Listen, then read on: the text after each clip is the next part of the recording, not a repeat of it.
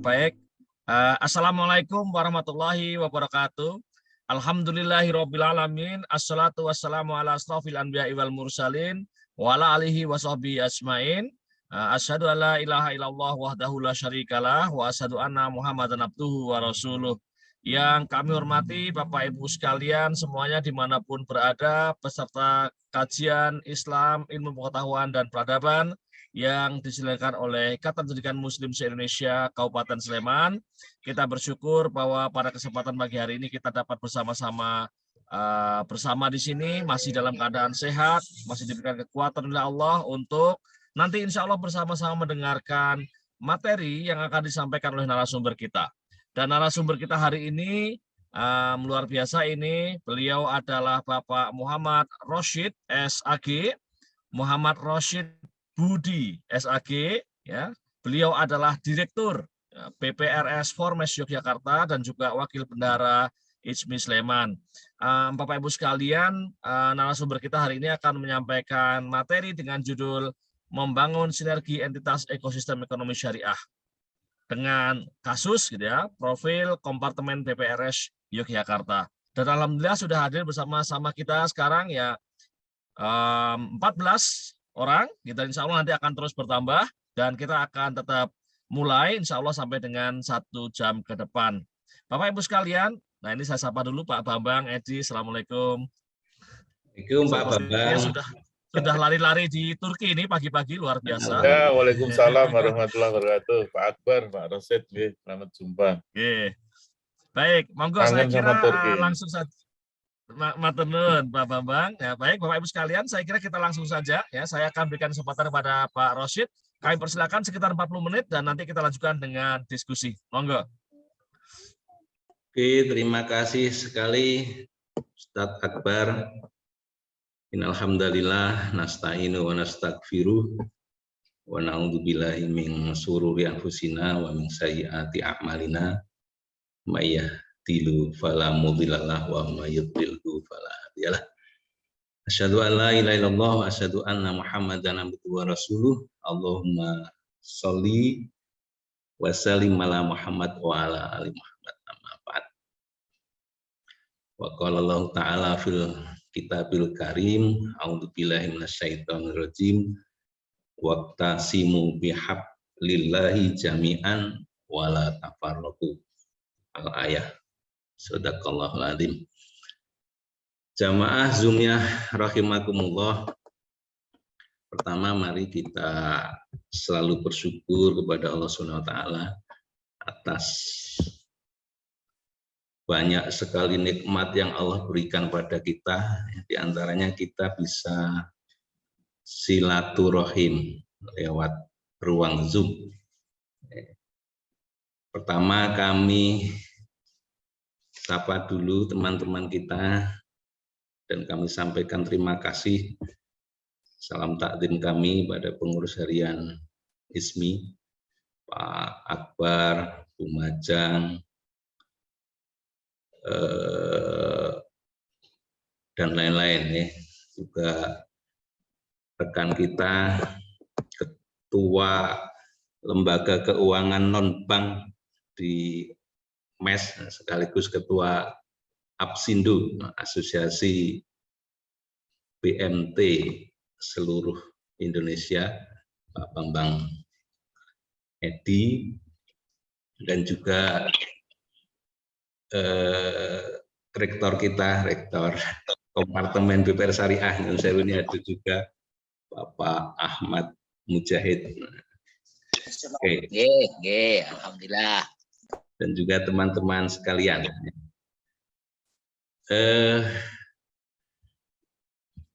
Pertama, sebenarnya antara ISMI dengan BPR Syariah itu tidak bisa dipisahkan itu.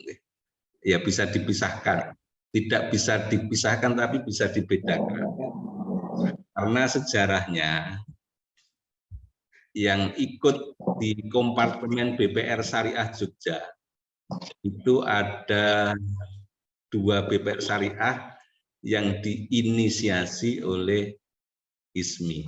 Nah, ya sebetulnya, dan itu awal-awal itu kan. di tahun 92 ketika fatwa MUI itu muncul, ada kemudian di daerah-daerah ada inisiator pembuatan BPR Syariah. Nah, juga di Jogja, Pak Akbar. Jadi kalau di Jogja itu ada 17 inisiator teman-teman Korwil ISMI waktu itu untuk berinisiasi mendirikan BPR Syariah Furmes. Juga yang ikut gabung dengan kita, BPRS Gema Ramadan Kalimantan, karena mereka jauh dari wilayah lain kumpul dengan kita. Itu inisiasinya juga dari ISMI. Itu waktu ketua MUI-nya Pak Hasan Basri itu nih. Jadi kalau ketua Korwilnya ISMI itu Insinyur Haji Ali Hasim, Profesor Doktor Insinyur itu. Oke, Pak Rama Nyun Sewu bisa di-share materi kita atau saya share sendiri?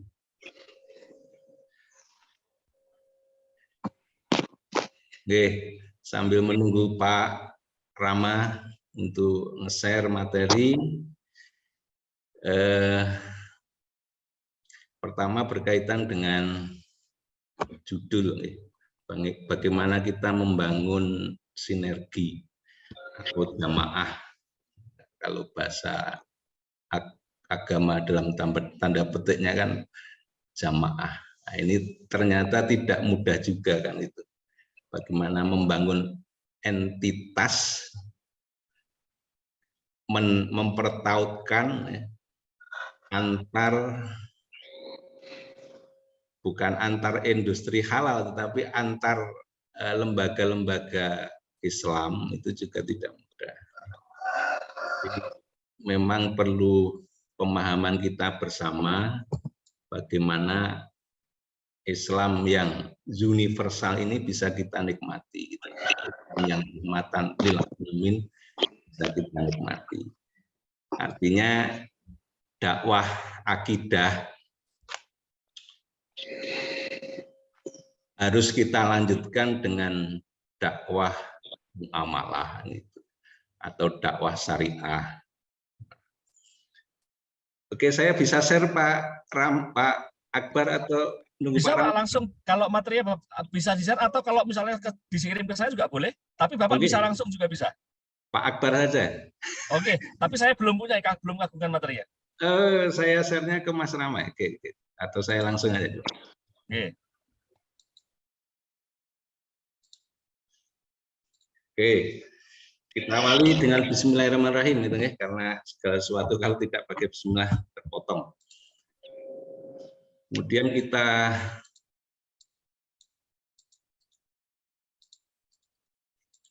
bisa. Oke, kita nukilkan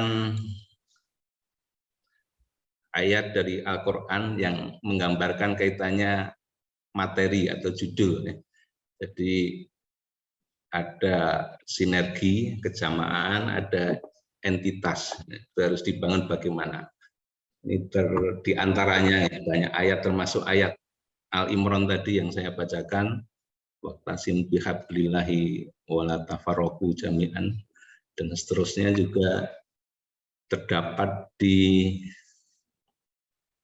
surat ke-61, surat As-Saff ayat 4. Innallaha yuhibbu yuqatiluna fi sabilihi saffan ka'annahum bunyanun marsus. Sungguh Allah selalu, itu fi'il mudhari' atau continuous tense, mencintai orang-orang yang berperang di jalannya dalam barisan yang teratur. Mereka seakan-akan seperti suatu bangunan yang tersusun kokoh. Kemudian juga di surat Al-Imran 112. Ini berkaitan dengan bagaimana menjalin hubungan vertikal dan horizontal antara kita sama Allah dan antara kita dengan sesama. A'udzubillahi minasyaitonirrajim. Duribat alaihimudillah ainama thuqifu illa bihablim minallah wa hablim minanas wa ba'u bil ghadabim minallah wa duribat alaihimul maskanah, dan seterusnya.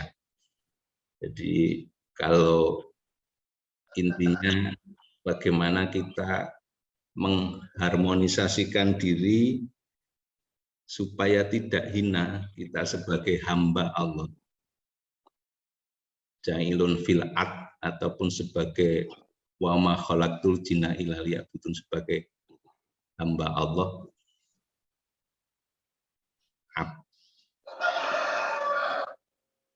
sebagai hamba Allah, khalifah atau sebagai hamba Allah, mengharmonisasi hubungan kita antara Allah dengan antara kita dengan Allah dan antara kita dengan sesama. Nah, bagaimana kita bisa sinergi untuk melakukan itu. Oke, ini sedikit berkaitan dengan roadmap perbankan syariah. Jadi mungkin teman-teman juga sudah pernah membaca ini, roadmap 2020 sampai 2025. Nah, jadi tagline-nya mewujudkan perbankan syariah yang resilient, berdaya saing tinggi, dan berkontribusi signifikan terhadap perekonomian nasional dan pembangunan sosial. Oke, yang pertama roadmap-nya adalah penguatan identitas perbankan syariah. Yang kedua, sinergi ekosistem ekonomi syariah. Nah, ini mungkin nanti yang akan kita bahas. Nah, ini yang 03 ini ranahnya regulasi atau otoritas, yaitu penguatan perizinan, pengaturan, dan pengawasan. Oke. Yang pertama berkaitan dengan penguatan identitas perbankan syariah.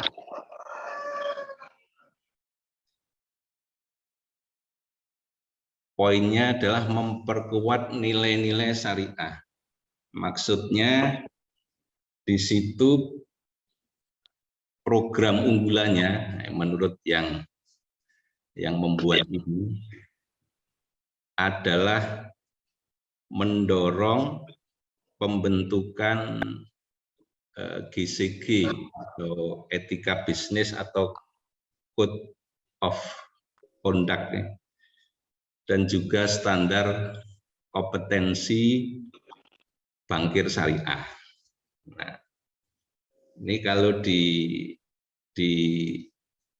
kompartemen berkaitan dengan standar kompetensi syariah, ini yang ngurusi Bapak Mujahid yang sekarang hadir, berkaitan dengan sertifikasi baik di level Dewan Pengawas Syariah, di level Dewan Komisaris, di level direksi, ataupun di level direksi kepatuhan, dan juga pejabat di lingkungan organisasi. Oke, kemudian yang kedua, mengembangkan keunikan produk syariah yang berdaya saing tinggi. Nah, ini sebenarnya bagaimana bisa dibedakan dengan jelas antara bank syariah dengan bank konvensional. Jadi implementasinya kalau masyarakat awam itu datang sebenarnya bisa dibedakan. Harusnya kan di sana ada keunikannya. Sebenarnya kalau di sisi pasifa sudah tidak terjadi banyak problem atau banyak masalah, baik dengan kesyariahannya ataupun dengan keunikan produk, apalagi sekarang ditambah didorong oleh pemerintah ya, atau kita itu ditunjuk sebagai LKS, Lembaga Keuangan Penyalur Wakaf Uang. Nah, itu keunikan di Sipasifa saya kira sebenarnya sudah tidak menjadi isu. Yang menjadi isu itu keunikan di sisi aktiva atau penyaluran dana, terutama di penyaluran dana. Nah, kalau dulu kita survei-survei yang dilakukan teman-teman perguruan tinggi itu kan banyak murabahah. Kenapa produk lain yang ada padahal ada istisna, ada salam, rahan, ya. Ada musyarakah, ada mudharabah, ada ijarah mumtayyiz, tamlik itu tidak tereksplor gitu kan. Nah, ini sebenarnya juga perlu dorongan semuanya, dari industri, dari regulasi dan lain sebagainya. Ya, jadi nanti mudah-mudahan dapat diimplementasikan dengan nyata. Oh, umpamanya customer atau mitra itu saya pengen beli rumah di bank syariah. Nah, itu jadi sudah jelas bisa dibicarakan seperti itu nantinya. Harapannya seperti itu. Oke, kemudian yang berikutnya memperkuat permodalan dan efisiensi. Oke. Jadi merger kemarin BSI diantaranya adalah ini kan itu. Juga kalau di industri yang BUS kan seperti itu. Kemudian yang UUS kan harus menjadi BUS juga kan itu. Kemudian yang BPR Syariah juga didorong minimal modal 6 miliar kan itu, modal inti minimal 6 miliar. Dan juga terdengar kabar Pak Akbar sekarang umpamanya mendirikan BPR Syariah itu minimal kalau konven itu 100 miliar untuk Jawa Bali. Kalau syariah memang katanya belum itu nih. Ya, kisarannya enggak tahu berapa, mungkin ya 50-an atau berapa itu nih. Oke. Kemudian mendorong digitalisasi perbankan syariah, ini kaitannya dengan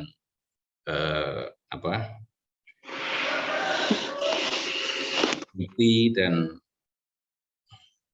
perkembangan zaman ya, VUCA sekarang ini. Oke. Berikutnya yang poin 2, sinergi ekosistem ekonomi syariah.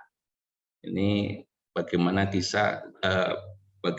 bisa mendorong sinergi industri halal. Jadi bagaimana agar mereka bisa bertransaksi dengan bank syariah, baik fashion, wisata, haji, masjid, pesantren, dan lain sebagainya. Oke, kemudian sinergi antar lembaga keuangan syariah. Jadi kalau lembaga keuangan syariah yang di bawah otoritas jasa keuangan itu ada Bank Umum Syariah, kemudian ada unit usaha syariah, ada BPR Syariah, kemudian ada yang kecil bank wakaf mikro, nah itu, kemudian ada finance syariah, ada dapen syariah, dan lain sebagainya. Kemudian sinergi dengan lembaga keuangan sosial Islam, ini ya, dengan Basnas, dengan teman-teman yang mendirikan kelas nasional dan sebagainya. Oke, kemudian sinergi dengan kementerian dan lembaga. Ini bagaimana meningkatkan eksplor ataupun pembiayaan ataupun dana baik untuk supaya bertransaksi dengan bank syariah gitu kan. Oke, kemudian yang terakhir meningkatkan awareness masyarakat dalam kerangka ekosistem ekonomi syariah. Nah, di antaranya yang kita lakukan sekarang ini, ada edukasi, ada literasi, bagaimana ekosistem itu bisa berjalan dengan baik. Oke, kemudian yang ketiga penguatan perizinan. Ini ada akselerasi proses perizinan melalui adopsi teknologi, pengembangan pengaturan yang kredibel dan adaptif, kemudian meningkatkan efektivitas pengawasan ini ranah otoritas dan regulator. Oke, ini tambahan. Oke, berikutnya akan kami sampaikan tentang profil dan pengurus kompartemen BPR Syariah dan entitasnya, ekosistem BPR Syariah kompartemen Asbisindo Daerah Istimewa Yogyakarta. Dan nanti yang kedua kita sampaikan kegiatan-kegiatan kita, kemudian infografis kinerja dan isu strategis di level kompartemen. Oke. Jadi kita kompartemen BPR Syariah itu ada 14 anggota. Yang 12 itu di KR3 OJK Yogyakarta. Yang 2 sebenarnya ini di KR Semarang sama Kalimantan. Karena jauh mereka dengan entitas BPR Syariah lain, maka digabungkan dengan paling dekat. Nah, Kalimantan yang paling dekat itu adalah DPW Kompartemen Syariah Yogyakarta. Nah, kepengurusannya ketuanya Pak Sabdo dan saya wakil, sekretarisnya Pak Drokoris, kemudian benerannya Mbak Lilis. Nah, ini BPR Syariah yang 14 ini punya entitas masing-masing. Jadi contoh yang saya sampaikan tadi, BPR Syariah yang diinisiasi oleh ISMI Yogyakarta itu adalah BPR Syariah Margi Rezeki Bahagia. Jadi rasionalnya itu tahun 94-an ya, Januari tanggal 8 kalau tidak salah. Nanti bisa teman-teman koreksi. Jadi ini ada 17 teman-teman ISMI waktu itu, ada Prof. Amin Rais, ada Prof. Aliyah, suaminya Pak Aliyah, Bapak Aliyah Baswedan, kemudian ada Pak Dumeri, ada Pak Khairil Anwar, kemudian ada Pak Daryanto, ada Pak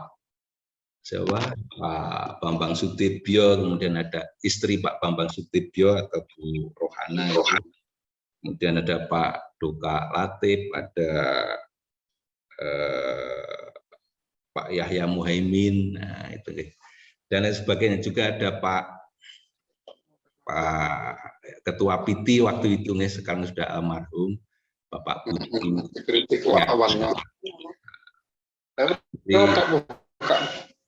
Kita dulu itu kalau bareng-bareng dengan entitas lain, dengan PDHI, itu bekas-bekasnya masih ada. Jadi kita berbagi tugas. Jadi BPR Syariah itu membina UMKM-nya gitu, kemudian PDHI sama teman PT itu membangun masjidnya itu. Jadi kalau teman-teman Kembaron itu ada masjid, itu masjid PT gitu. Tapi pengurusnya biasanya yang nunjuk itu dari teman-teman PDHI. Juga Parangtritis yang kanan jalan itu Masjid Maulana Maghribi, itu juga PDHI. Kadang kita mengikuti dakwah Pak Sunarti waktu itu ke tiap Jumat Pon itu. Nah, juga kita pernah dapat bantuan dari IDF, International Development Foundation, untuk pemberdayaan lingkungan dakwah itu. Jadi dulu kita bentuk namanya kelompok pengusaha mikro KPM. Kalau ada KPN Baron itu sampai 17 kelompok, 15 kelompok, kemudian KPM Panggang itu sampai 10 kelompok, kemudian KPM Pantisari yang Parangtritis itu sampai 26-an kelompok itu. Oke, jadi itu kita berbagi peran membangun entitas dan sinergi. Di antaranya itu yang kita praktekkan waktu itu. Oke, jadi yang diinisiasi ISMI itu Margi Rezeki. Sampai sekarang insya Allah masih. Dulu kalau RUPS itu saya ingat ada jatah Pak Akbar. Jasprot itu untuk ISMI 5%. Sama plus 2,5 kalau tidak salah itu. 2,5 untuk ISMI. Tempatnya di PPSK itu. Kemudian yang milik ISMI juga, ini termasuk BPRS yang kalau Margi Rezeki ini BPR Syariah kedua. Setelah BPR Syariah Bangun Derajat Warga. Ini sebenarnya irisannya sama. Oke.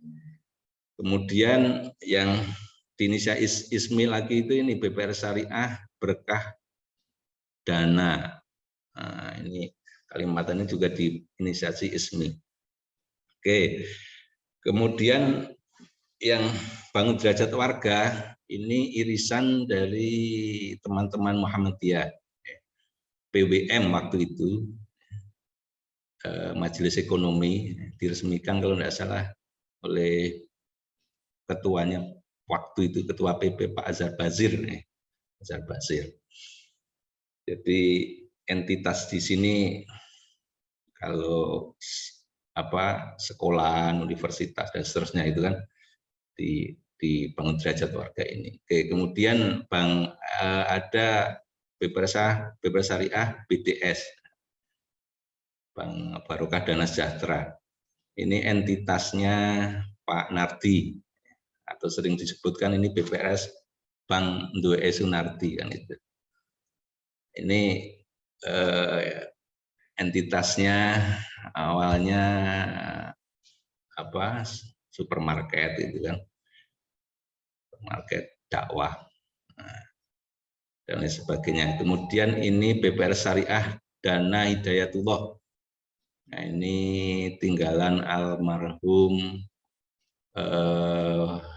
Pak Notaris, Pak Mujahid lah lihat. Itu ada rumah sakit nih, Rumah Sakit Hidayatullah, kemudian ada hotel Setiagraha itu masuk. Kemudian, nah ini BPR Syariah milik teman-teman Nahdien juga ada di Magelang. Oke.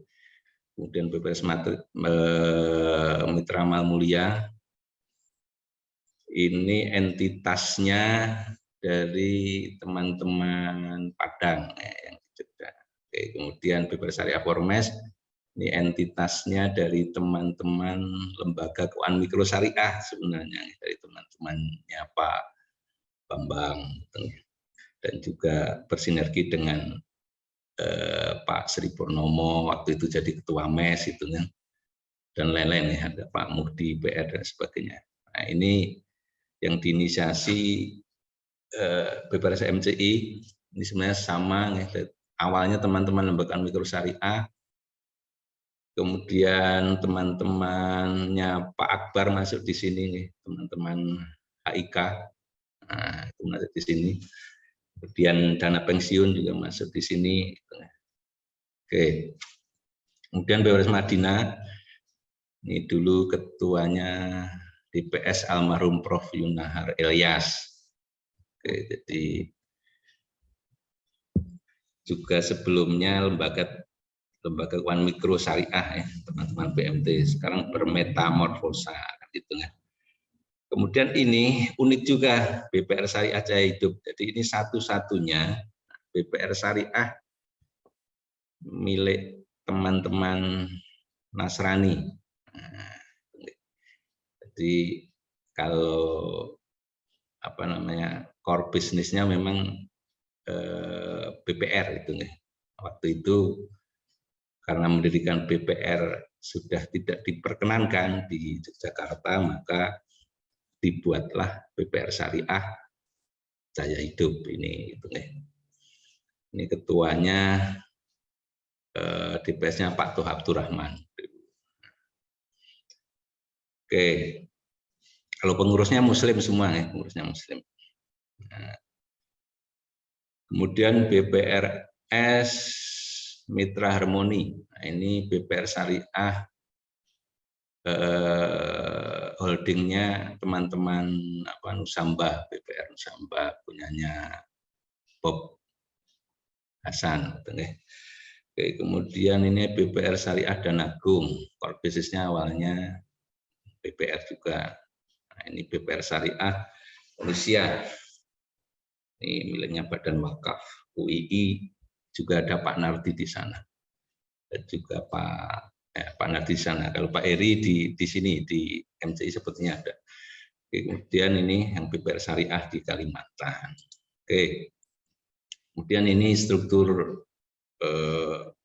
anggota departemen, struktur pengurus DPW Kompartemen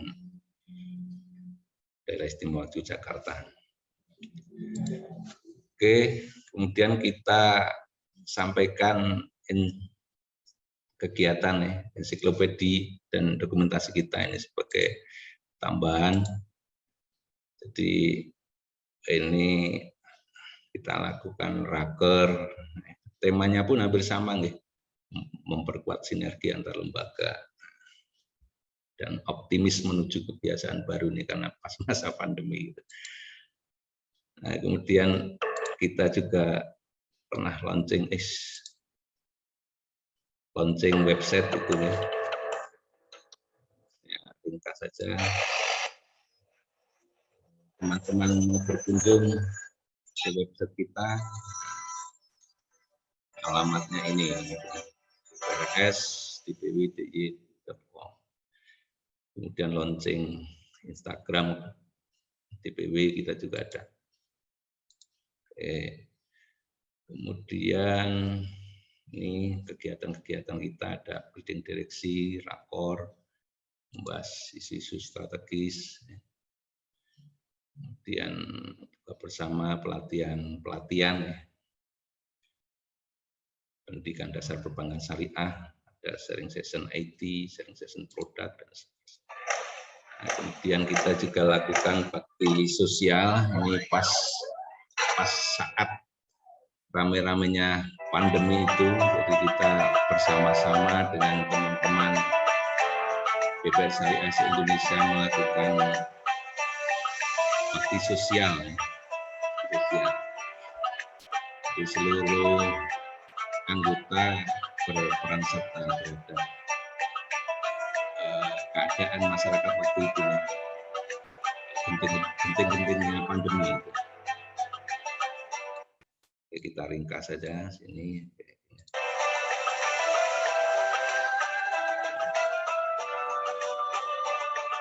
Kemudian kita juga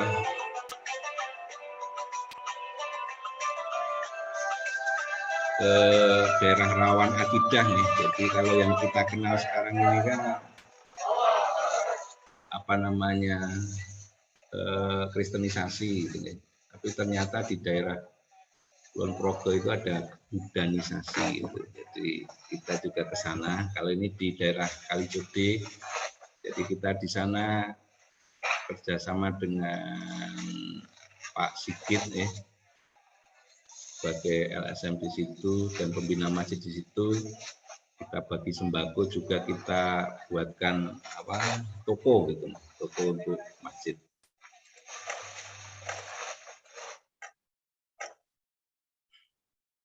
Oke, kemudian ini yang terakhir, nanti kita diskusi kaitannya dengan infografis kita, kinerja BPR Syariah. Jadi di masa pandemi ini harapannya pulihlah ini ekonomi Indonesia membaik. Jadi kalau aset BPR syariah terbesar di Indonesia itu kurang lebihnya 1,4 triliun. 4,4 triliun. Satu BPR syariah yang terbesar. BPRS HIK Parahyangan. Kalau di Jogja, ini kalau dikumpulkan dari teman-teman anggota, asetnya 1 triliun 1,128. Kemudian pembiayaan yang diberikan atau penyaluran dana itu 749 miliar. Kemudian tabungan 260 miliar, deposito 519 miliar. Oke. Jadi ini irisannya aset per anggota. Jadi terbesar itu BPRS MCI ada 182 miliar. Kemudian pembiayaan yang diberikan irisannya untuk teman-teman anggota kompartemen seperti ini. Oke. Ini tabungan. Jadi irisannya yang sebesar 704 sekian miliar itu irisannya seperti ini. Jadi yang terbesar itu di BPR Syariah BBG 23 miliar. Dan deposito irisannya seperti ini. Jadi komponennya ada yang kadang ada yang besar di tabungan, kadang ada yang besar di deposito. Di tiap BPR Syariah itu punya keunikan dan karakteristik sendiri. Oke. Ini kinerja perbandingan antara teman-teman BPR Konven sama teman-teman BPR Syariah. Jadi kenaikan aset, ini kita ambil di posisi September nih, 2021. Di aset kenaikannya kalau Konven itu 4,1, kalau BPR Syariah 7,2.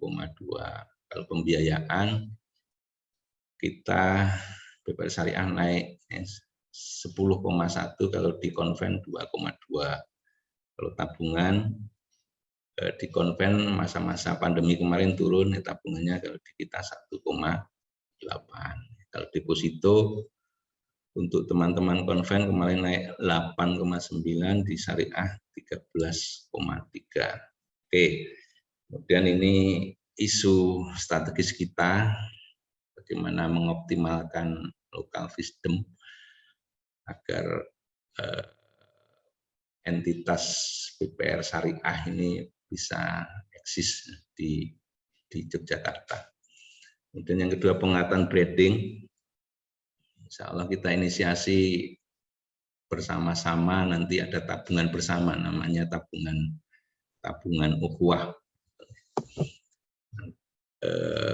Inisiasinya sih untuk seluruh Indonesia, tetapi sementara mungkin Jateng DIZ itu nantinya kita agendakan di bulan Juni ya, itu bisa dijalankan. Kemudian untuk melakukan kegiatan-kegiatan tadi, kita insya Allah mau juga bentuk yayasan BPR Syariah, tapi bukan bank pembiayaan syariah, tapi namanya kita singkat BPRS itu, Persada apa-apa itu ya. Kemudian juga isunya kaitannya dengan transformasi digital ya. Jadi harapannya nanti ke depan BPR Syariah ini bisa ambil antar anggota. Jadi kita buat BPR Syariah Net di BPR Syariah Forumes, nasabahnya bisa ambil di BPR Syariah BDS dan lain sebagainya. Dan juga kita buat komunitas IT kaitannya dengan isu transformasi digital. Oke, matur nuwun. Alhamdulillahirabbil alamin. Mungkin kita dialog, waktu kami kembalikan pada Pak Akbar. Pak Akbar. Oke, terima kasih Pak Roset. Alhamdulillah sangat menarik tadi yang diceritakan oleh Pak Rosyid gitu, dan bagi sebagian kita mungkin itu meskipun kita sama-sama Jogja, nggak semua mungkin paham peta BPRS di Jogja tadi misalnya ya. Dan menarik saya kira bahwa sejarah BPRS di Jogja ini tidak dapat dilepaskan dari sejarah IJMI gitu ya. Meskipun mungkin sekarang banyak pengurus IJMI yang nggak tahu itu juga, termasuk pengurus IJMI DIY aja mungkin nggak tahu gitu ya, sebagian gitu ya. Yang tahu ada mungkin, yang lain mungkin nggak tahu gitu. Nah, karena setahu saya nggak pernah disampaikan juga itu sama sekali gitu di forum-forum IJMI DIY misalnya, apalagi di IJMI Sleman gitu. Nah, baik Bapak Ibu sekalian semuanya, monggo Bapak Ibu sekalian, barangkali ada di antara para peserta yang ingin berdiskusi gitu ya, berbagi pandangan gitu, kami persilakan.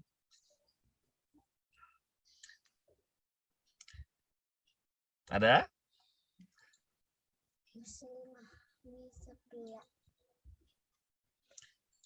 Pak Rosyid tadi pertumbuhan yang dijelaskan Pak Rosyid itu pertumbuhan tahunan ya? Posisi September Pak Akbar. Tapi annual growth atau monthly growth? September. Ya. Baik. Oke. Ada Bapak Ibu sekalian?